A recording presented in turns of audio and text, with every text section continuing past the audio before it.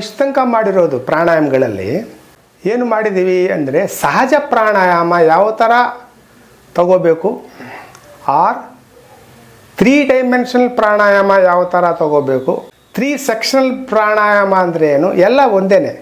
ಅದು ಹೆಂಗೆ ತಗೋಬೇಕು ಅಂತ ನಾವು ಪ್ರಾಕ್ಟೀಸ್ ಮಾಡಿದ್ದೀವಿ ಇಷ್ಟು ತನಕ.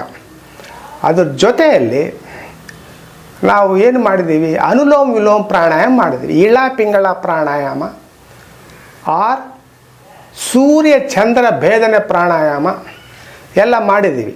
ಅದಾದಮೇಲೆ ಭ್ರಾಮರಿ ಪ್ರಾಣಾಯಾಮನೂ ಮಾಡಿದ್ದೀವಿ. ಭ್ರಾಮರಿ ಪ್ರಾಣಾಯಾಮ ಆದಮೇಲೆ ಭ್ರಾಮರಿಯಲ್ಲಿ ಜಂಕಾರ ಯಾವ ಥರ ಮಾಡಬೇಕು ಅಂತ ನಾವು ಮಾಡಿದ್ದೀವಿ. ಇವಾಗ ನಮಗೆ ನಾನು ಓಂಕಾರ ಪ್ರಾಣಾಯಾಮ ಯಾವ ಥರ ಮಾಡಬೇಕು ಅಂತ ಹೇಳ್ತೀನಿ. ಓಂಕಾರ ಪ್ರಾಣಾಯಾಮ ಶ್ರೀಕೃಷ್ಣ ಪರಮಾತ್ಮ ಭಗವದ್ಗೀತೆಯಲ್ಲಿ ಹೇಳಿರೋದು.